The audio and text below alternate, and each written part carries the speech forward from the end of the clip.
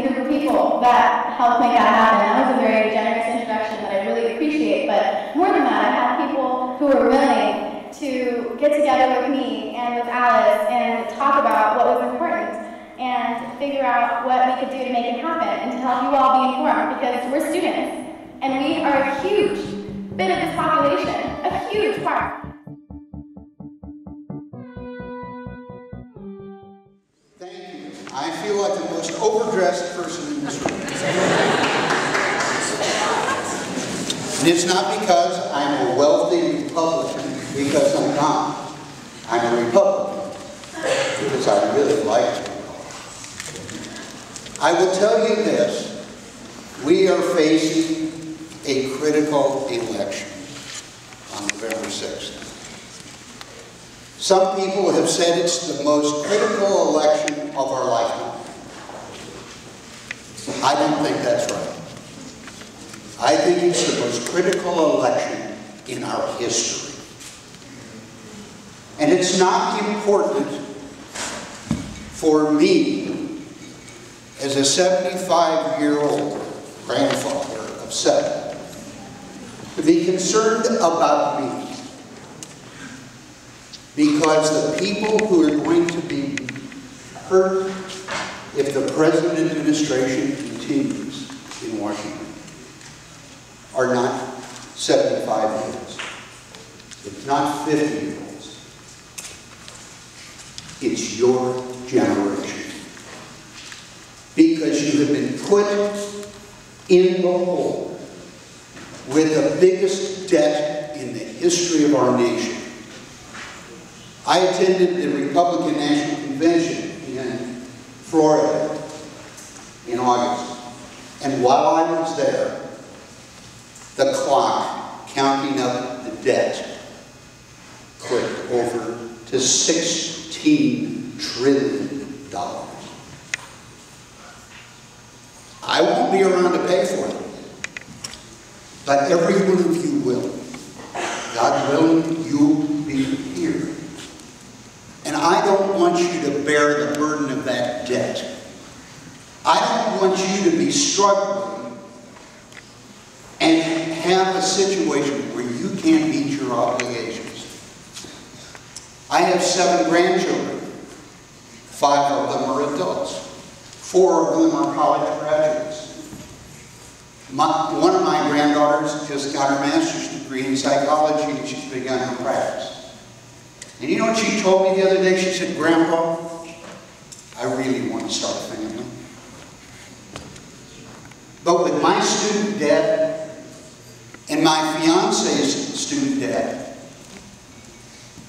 the only name we can give to our child is Sally Mae."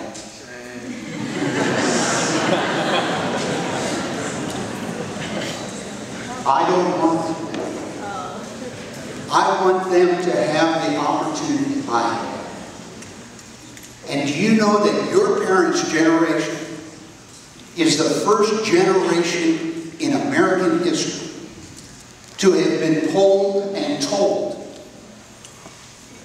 the pollsters, that they thought the opportunity for their children and grandchildren was less than what they had.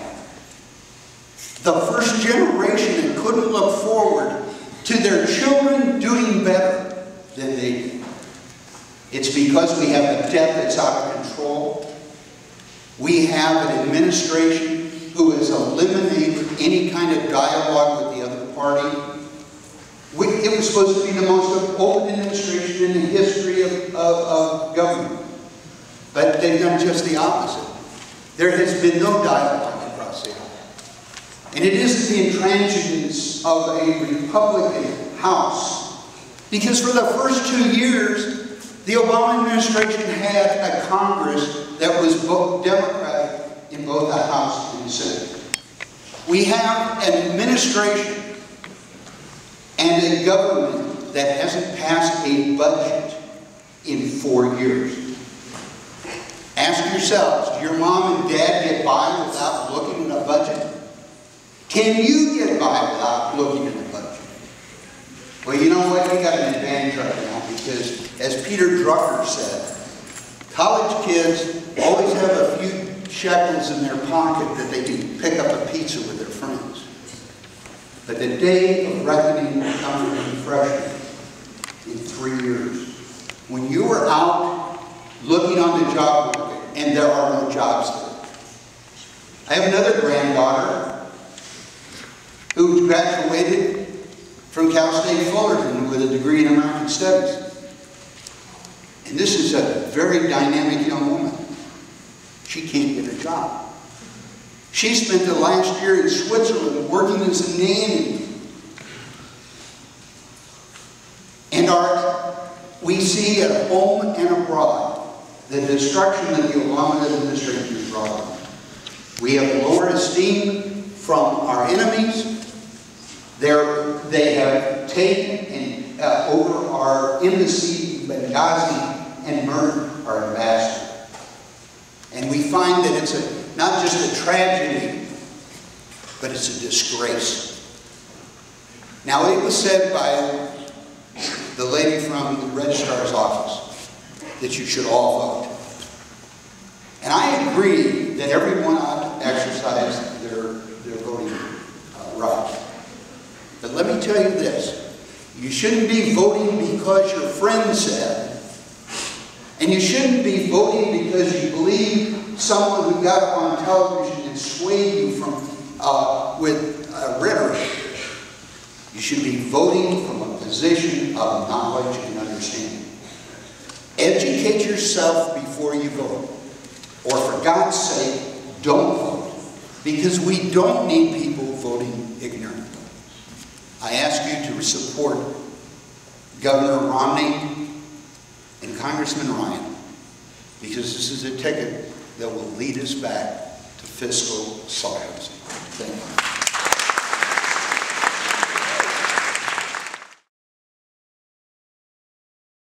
So first, let me say thank you so much for inviting me to be here to participate tonight, and let me thank you all for participating yourselves in what is obviously a very important discussion.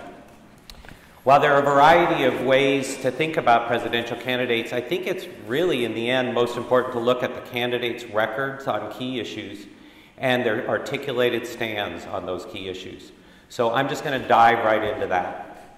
Let's start with the economy. At great risk, President Obama put forward an economic stimulus package that halted the slide of the national economy, saved hundreds of thousands of jobs, and generated hundreds of thousands of new jobs in both the private and public sector. Mitt Romney opposed the stimulus and continues to criticize it. Obama took a chance on the auto industry bailout, and it was successful. All the money the taxpayers put in is either paid back or is on track to be paid back. And at the same time, hundreds of thousands of jobs were saved. Mitt Romney opposed government loans and assistance to the auto industry. Romney was willing to let those jobs disappear. On environmental issues, under President Obama's watch, the country has more than doubled the production of renewable energy from wind and solar, while investing in thousands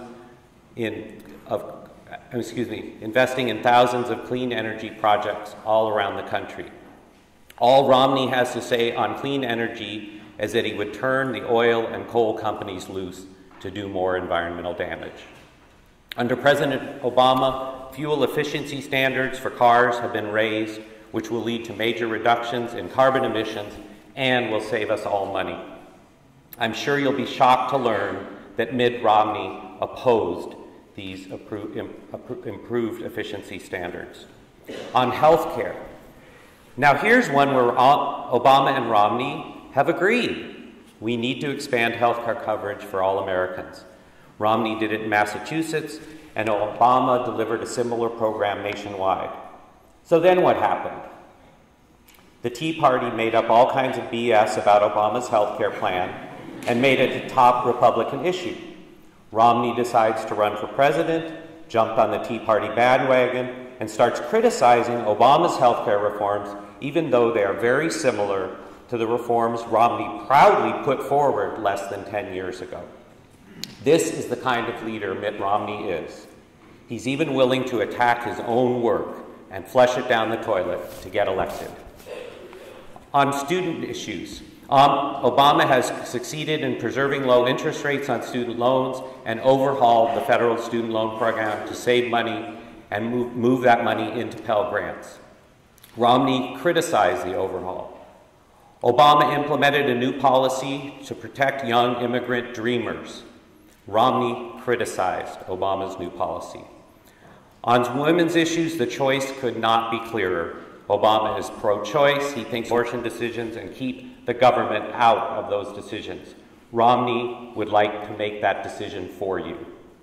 On LGBT issues, Obama believes in full constitutional rights for gays and lesbians. Romney thinks gays and lesbians should not have the same rights as everyone else. On the Iraq War, Obama got us out of the mess George Bush got us into. Romney says it was a mistake to get out so soon. Last but not least, let's talk about tax fairness. Obama believes that those who have benefited during the last several years should help shoulder a greater burden in our tax system. Mitt Romney believes the wealthiest people in our country need his protection, even if it costs middle-income taxpayers more. Barack Obama has been making a positive difference in the lives of average Americans for 4 years.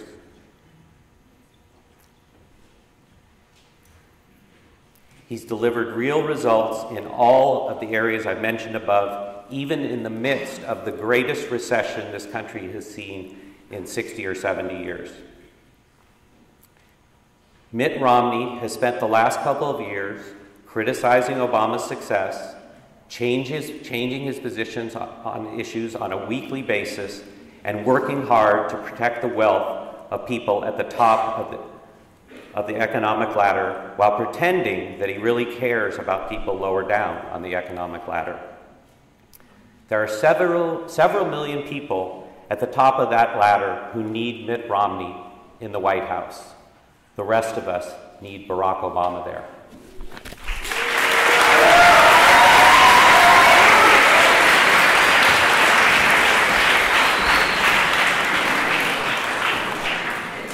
So that concludes our panel on presidential candidates. And now we're going to move into Prop 30. So our first speaker is Victor Marani. Please welcome him.